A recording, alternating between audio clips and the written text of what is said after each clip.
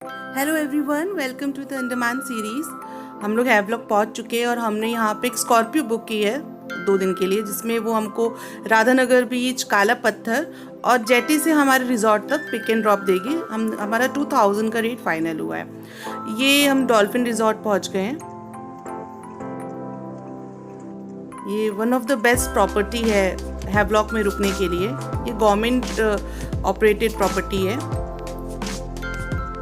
Area wise I think इससे बड़ा कोई रिजॉर्ट नहीं होगा हैवलॉक में, और इसका अपना प्राइवेट बीच है।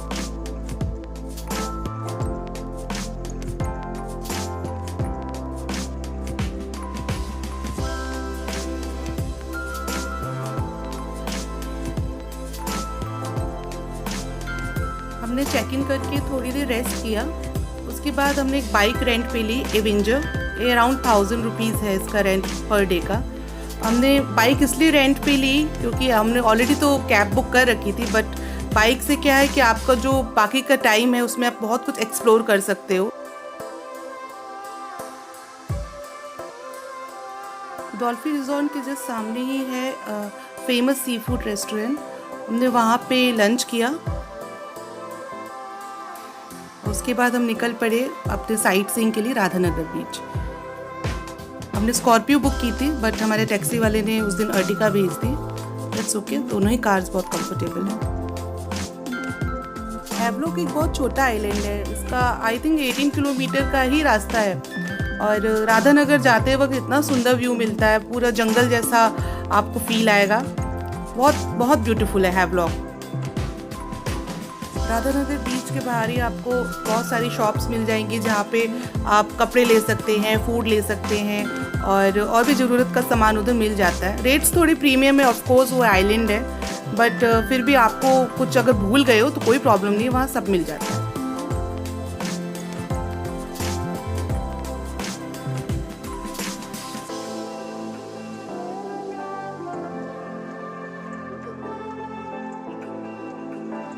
राधानगर बीच के बाहर ही रजिस्ट्रेशन काउंटर है, वहाँ आपको रजिस्टर करना पड़ता है कि आप कहाँ रुके हैं और आपका नाम एक्सेट्रा।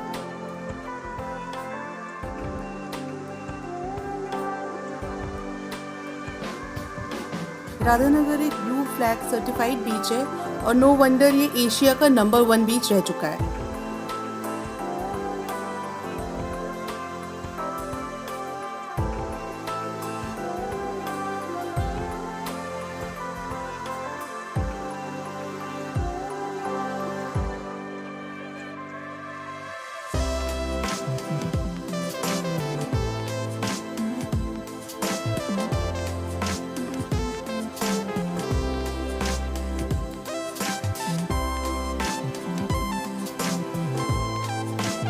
हम लोग जून में गए थे, जो ऑफ सीजन था, लेकिन राधानगर बीच पे इतनी भीड़ थी कि कहीं से नहीं लग रहा था कि मॉनसून से और ये सीजन नहीं है बीच पे घूमने का।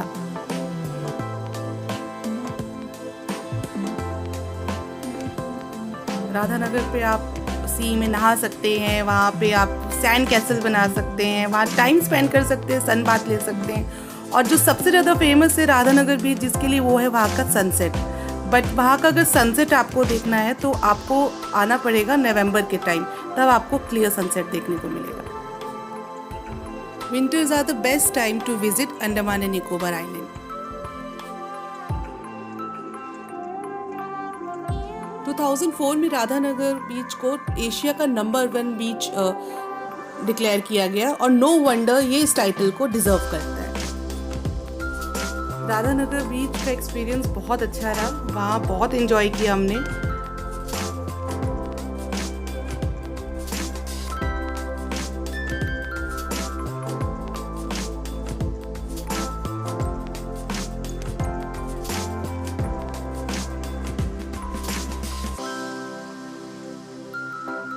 राधानगर बीच के बाहर ही हैवलॉक आइलैंड बीच रिजॉर्ट के स्टाफ थे, जो वहाँ पे नींबू कैफ़े है, उसमें पार्टीज़ होती है, उसके लिए इनवाइट कर रहे थे गेस्ट को, जिसके लिए वो फ्री पिक एंड ड्रॉप भी दे रहे थे।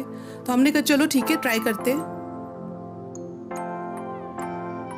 वहाँ पे म्यूज़िक था, बट मुझे बहुत वाइब नहीं मिली, मे बी ऑफ सीज़न था, खाली खाली सा ही था। तो हम वहाँ थोड़ी देर रहे, वहाँ पे थोड़ी देर वहाँ पे कुछ स्नैक्स वगैरह लिए, ड्रिंक्स ली, उसके बाद हम चले गए अंजू कोको रेस्टो, वो भी वहाँ का बहुत फेमस रेस्टोरेंट है। हमने वहाँ का फूड रिव्यू देखा था तो था कि अंजू कोको में डिनर ज़रूर करना है, तो हम अंजू कोको में जाके फिर डिनर किए। अंजू कोको में काफ़ी सेलिब्रिटीज़ और इम्पॉर्टेंट लोग आते रहते हैं। वहाँ हमारे ex vice president Hamid Ansari ji का भी फ़ोटो लगा था और वहाँ का फूड बहुत ऑसम था। डिनर करके वापस आ गए हम अपने रिजॉर्ट में और अर्ली मॉर्निंग उठ गए इस होप में कि हमको सनराइज़ दिख जाएगा, बट वो बहुत मुश्किल था, बहुत क्लाउडी था। डॉल्फिन का जो अपना बीच है, जो प्राइवेट बीच है, वहाँ से भी सनराइज़ दिखता है, बट हम नहीं देख पाए। बट वहाँ पे स्नेल्स चलते हुए दिख रहे थे और बहुत अच्छा फील आ रहा था, मज़ा आया।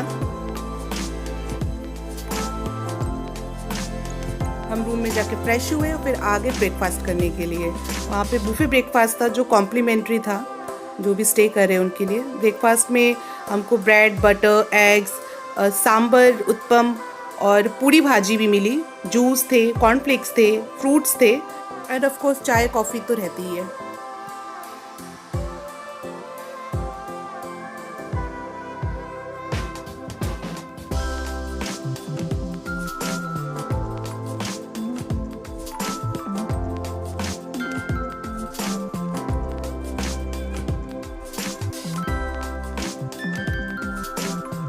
ब्रेकफास्ट के बाद हम निकल पड़े काला पत्थर बीच की तरफ।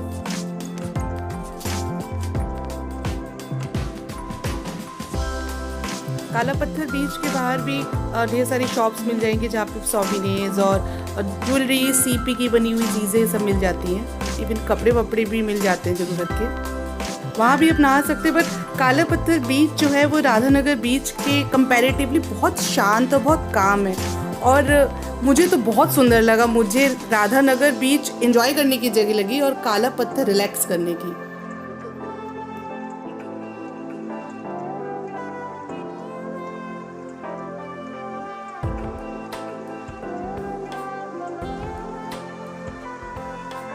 ब्लू स्काई और ब्लू वाटर कहाँ मिलता है नहीं समझ में आता।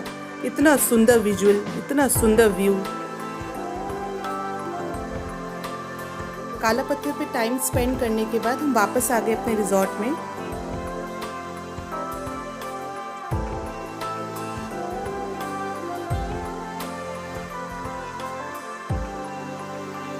ये डॉल्फिन बीच रिजॉर्ट का बार है। दोपहर का समय था इसलिए शायद खाली था, बट हमने वहाँ पे थोड़ा टाइम स्पेंड किया, थोड़े सॉफ्ट ड्रिंक्स ली, स्नैक्स लिए।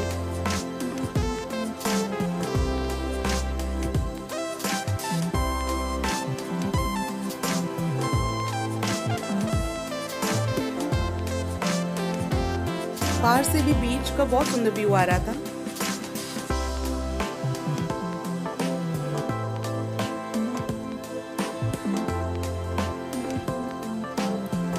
लंच करने के बाद वक्त था हैवलॉक से जाने का। हमने चेकआउट किया, हमारी प्री बुक टैक्सी आ गई और हमको जेटी ड्रॉप कर दिया गया।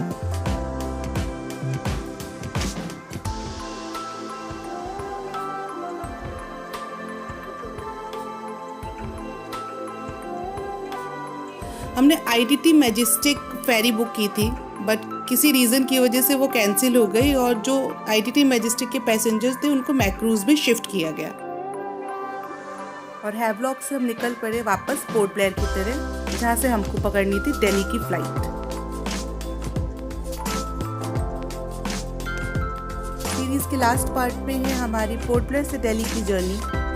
आपको वीडियो अच्छा लगे तो प्लीज़ लाइक कीजिए, चैनल को सब्सक्राइब कीजिए और सपोर्ट करिए। Thank you.